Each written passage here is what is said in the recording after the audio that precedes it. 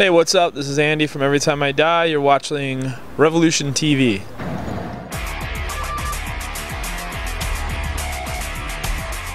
Thanks, Lord, but I don't need any more advice. I'm Andy Williams, and I play guitar in Every Time I Die. Well, we started in '97, played our first show at the in 1998, and we never stopped, we never slowed down. We've toured almost every single country you could possibly think of. We've toured with Black Sabbath, Slayer, and then bands like Straight from the Path, Terror. Yeah, we've been around forever. We've been around for 14 years, so yeah, we've done pretty much everything. How did we get the name? We were sitting in Rat Boy's basement. We had a show in Hamilton, Ontario booked, and the guy said, I'm about to make flyers for this show. Right now I'm gonna put the Andy Williams new band. That's what he was gonna put on the flyer. And I was like, dude, just give us 2 days to think of a name. So we were downstairs in Rat Boy's basement, and we just got done practicing. We were listening to this band called Drowning Man that we liked at the time. And they had a song called Every Time I Dial. So we were like, yo, it sounds like they're saying Every Time I Die. Well, okay, that's it. Let's call the band that. That's literally the story. Because of a band called Drowning Man. But yeah, they have that song Every Time I Die. I actually, I met that dude before. And I think he wrote the song after the band was formed. But he said that he thought it was an honor that we named our band after one of his songs. And I told him I never heard his band before. So I think I bummed him out, but whatever. Yeah, I'm like Children of Bone. They have keyboards and they play like I don't know, Nintendo music or something. I don't know anything about the band.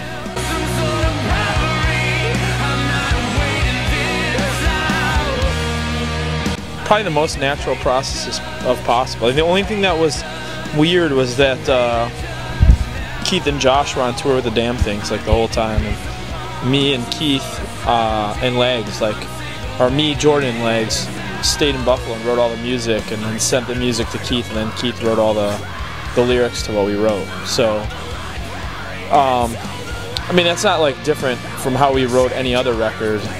It's just the fact that Keith was on tour and we were at home, you know. So, yeah, we recorded in LA with Joe Barresi, who did like a couple Tool records, a couple Queens of the Stone Age records, and stuff like that. The guy's a killer, like when it comes to sonic sounds, I guess. So yeah, it was kind of a no-brainer when it came to who was going to record the record once he was in the mix. But yeah, I don't know if it was like a natural thing to be a little more harder edged or whatever. It just came out that way. That's what we were writing. So yeah, I mean, that's how every single record's been though. Like there's never been like a conscious decision to sound one way. It was just like, okay, I'm gonna write this song and here you go, write lyrics to it, you know what I mean? So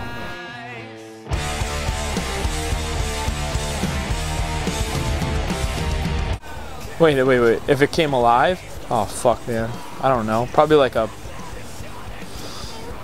100-foot werewolf wearing a, I don't know, wearing like a tank top that with like a Budweiser thing or something, you know what I mean? Like a total party animal.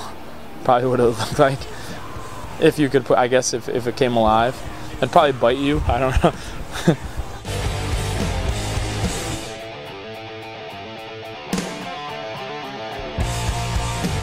Trying to think here, because it's just very, it was a cool tour because we were all, our sound guy decided that he was going to try to do the hooker thing in Hamburg, Germany, and he was straight up like so drunk he couldn't make a sentence, and all he kept saying was, I want a girl with fake boobs. I want a girl with fake boobs.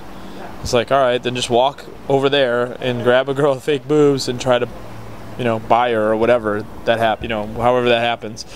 And yeah, next thing you know, he came back and she stole $250 from him. So, and nothing happened. So I think he learned his lesson. That's probably the best story of the tour, like, because we were all like laughing pretty hard at him. So yeah, he lost 250 euros because of that.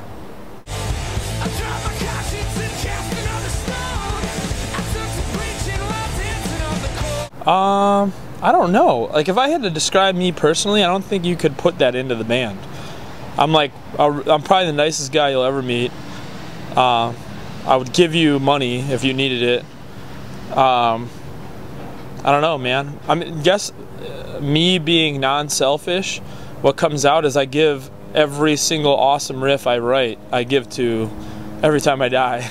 I try not to keep them hang on to myself. So, yeah, I don't know if that means anything, but.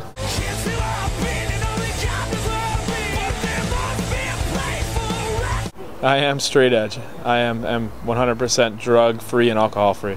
I don't preach my beliefs, man. Like, I basically just do it for myself. I just don't think that stuff's for me. You know what I mean? It's not. I'm not really trying to make a political stance out of it. It's just not for me. Since I was 13 years old, so 21 years. Yeah.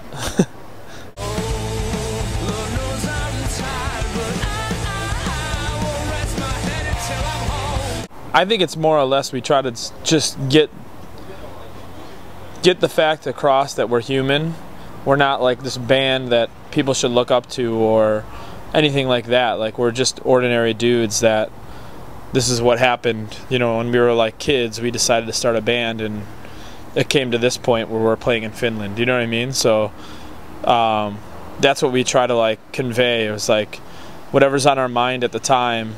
We're not trying to ham it up for a camera, or we're not trying to do whatever. That's just what we do. Like, that's how we are. So that's kind of what we try to do with the documentary stuff, like the DVDs and stuff like that. We just started doing a podcast too, where we do like a week-by-week review of every show, and you can check that out. I think it's etidpodcast@gmail.com is the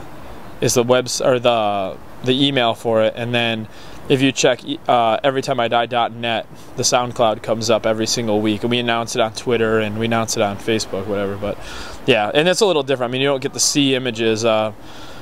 We have an Instagram set up for it too, which is Etid Podcast, and whatever we talk about, if there's a picture that has to do with what we're talking about, we usually drop it on the Instagram. So it's pretty cool. It's like a talk show. We have like Jason from Let Live came in and sat in. Ken from Unearth came in and sat in. Yeah, we're gonna, have like guests and stuff like that. So the part with me putting my beard up and laughing, like, people ask me to do that shit all the time, and it was like one thing that happened that time, and I can't like reproduce it. Like, I don't know how to do it.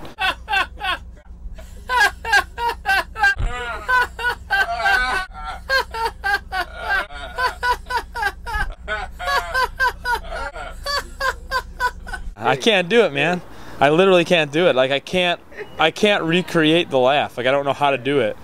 I've tried it a million times. My mom thinks it's like the funniest thing in the world. I can't do it for my own mother. So I just sit there and I laugh and I chuckle, and I literally can't physically do it. Like, that's the thing. Like, it's not that I'm trying to take like a stance against it.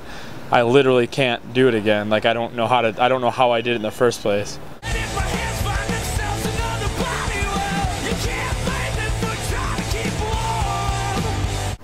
17. There's an interview for Vans that I do where I ate a taco per question, and there was like 17, 18 questions, and I ate a taco every single time someone asked me a question.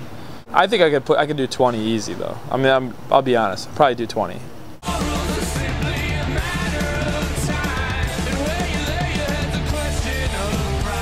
I'll tell you what, man, anything. I get my inspiration from things that are like little minimal things. I'll be walking my dog and I'll hear a train in the background, and like, from like the train tracks, like I'll hear a rhythm, and then like I'll go home and play to that rhythm.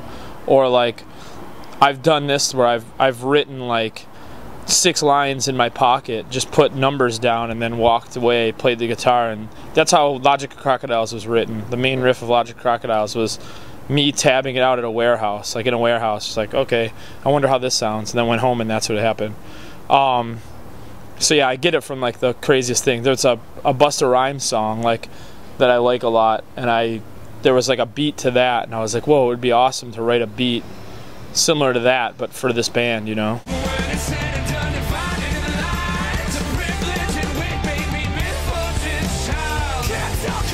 I don't know, man. There's a lot of shit. Like right now, like the new Black Breath record, is amazing to me, but at the same time, balance and composure is like amazing. So it's like two different levels. You have like this extreme metal shit, like Black Breath, and then at the same time you have like pretty grunge music, like balance and composure.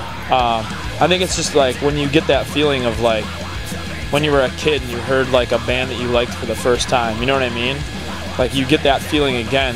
That's like when I listen to Metallica Kill 'Em All, if I get the same feeling I listen to Metallica Kill 'Em All to a band, then I know that they're doing something right.